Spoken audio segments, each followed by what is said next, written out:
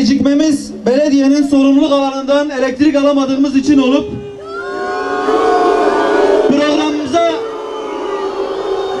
programımıza devam edeceğiz.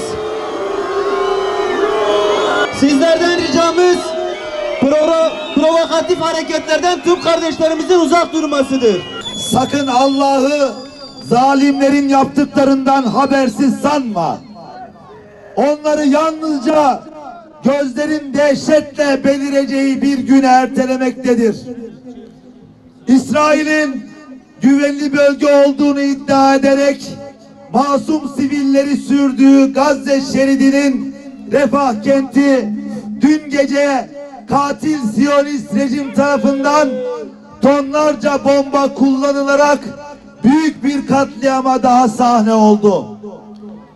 Kısıtlı imkanlarla kurulan derme çatma çadırlar içerisinde bulunan masum sivillerle birlikte tüm çadır yakıldı. Bu ağır trajedide yüzden fazla kardeşimiz şehit oldu. Yüzlerce kardeşimiz de yaralandı. Bu faşist saldırıda çoğu feci bir şekilde yanarak can veren çocuk ve kadınların kan donduran görüntüleri kor ateş olup yüreğimizi yaktı.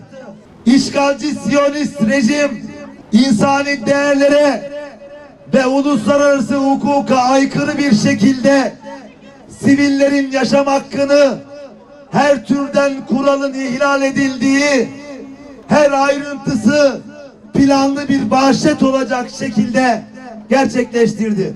Bugün tam 234 gündür saldırılarına aralıksız devam eden, karşısında hiçbir güç ve otorite tanımayan, aleyhinde sonuçlanan, hiçbir uluslararası yaptırımı kabul etmeyen Siyonist rejim gerek insan haklarını gerekse de uluslararası sözleşmeleri ihlal ederek soykırım suçu işlemeye ısrarla devam etmektedir. Birleşmiş Milletler, uluslararası yardım kuruluşları ve sivil toplum kuruluşları şimdiye kadar Gazze'ye çok sınırlı ölçüde insani yardım sağlayabildi. Bu yardımlar bölgede açlığın, yetersiz beslenmenin ve hastalıkların yol açtığı ölümcül kısır döngüyü kırmak için yeterli olmadı. Ve maalesef Gazze'li kardeşlerimiz kaderlerine terk edildi. 7 Ekim'den bu yana 77 bin ton patlayıcının kullanıldığı Gazze'de 87 bin konut tamamen yıkılmış, 1 milyonu aşkın kardeşimiz yerinden edilerek Refah sınır kapısına sıkıştırılmıştır. Son günlerde Uluslararası Ceza Mahkemesi tarafından Siyonist rejim aleyhine verilen kararlar ile sözde olumlu adımlar atılmışsa da verilen kararlar Siyonist rejimin saldırılarını etkilememiştir.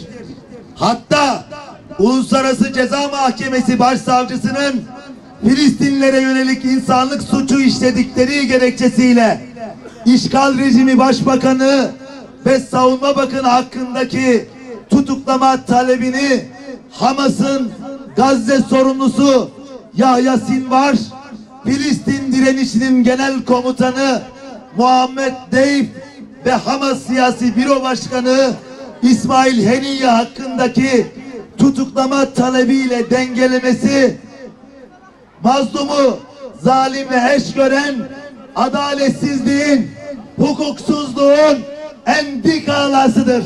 Böylelikle uluslararası mekanizmaların işlevsiz olduğu, tüm dünya tarafından görülmüş, insan hakları söylem ve iddialardan öteye geçememiş söz konusu Filistin olunca uluslararası hukuk ya unutulmuş ya uyutulmuştur.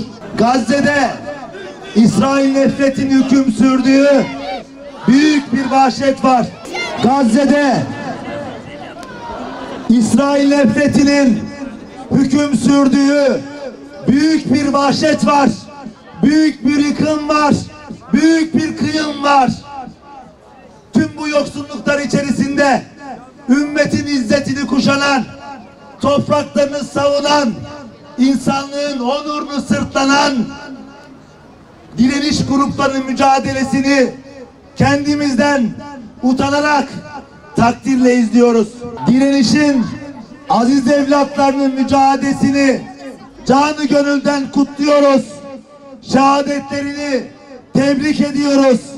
Onları izlerken, evet, onları izlerken müminlerden bazı kimseler Allah'a verdikleri sözü yerine getirdiler. Kimileri onun yolunda can verdiler. Kimileri de ecellerini bekliyorlar ve vaatlerini asla değiştirmediler. Ayeti gözlerimizde ve gönüllerimizde canlanmaktadır. Biz Müslümanlara yakışan, inancımızın bizlere emrettiği tavrı kuşanmaktır. Mücahitlerle her türlü imkan ve duamızla beraber olmaktır. Birey olarak, toplum olarak, ülke olarak ve ümmet olarak izzetli bir duruşu tercih etmektir. Bu sebeple Diyarbakır İslami Sivil Toplum Kuruluşları olarak çağrımızı tekrarlıyoruz. Siyonistlerle ve destekçileriyle her türlü ticari ilişki kesilmekle beraber engellenmelidir. İsrail'in en azılı destekçisi ABD güdümündeki yapının kontrolünde kullanılan Kürecik ve İncirlik üsleri derhal kapatılmalıdır. Refah'tan karayoluyla düzenli yardım girişleri sağlanmalıdır. Bölge ülkelerinin içinde olduğu uluslararası bir yapının teşekkülünde denizden ve havadan düzenli yardım koridorları oluşturulmalıdır. Hamas, Gazze'nin özgür Filistin ruhunun tek ve gerçek temsilcisidir. Hamas ve direniş güçlerini tasfiye edecek, denklemin dışında bırakacak Siyonist tezler şartsız olarak reddedilmelidir. Boykotun bir ibadet olduğu bilinciyle hareket edilmeli. Boykot gündemi hayatın bütün ünitelerine hassasiyetle taşınmalıdır. Siyonistlere destek veren firmalara ve ülkelere karşı boykot yaygınlaştırılmalıdır ve boykotun devletler düzeyinde ele alındığı bir aşamaya geçilmelidir.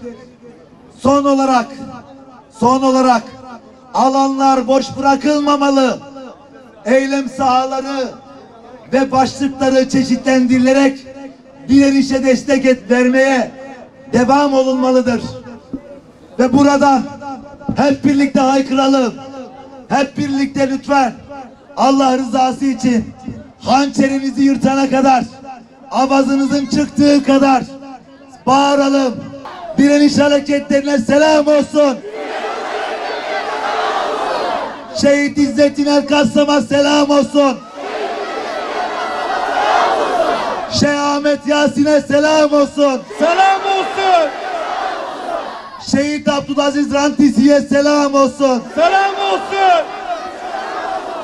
Dedesinin göz bebeği Rim'e selam olsun. Selam olsun. Direnişin yiğit erkeklerine selam olsun. Selam olsun. Sabrı kuşanan yiğit kadınlara selam olsun. Selam olsun. Göz bebeklerimiz, şehit çocuklarımıza selam olsun. Selam olsun. olsun.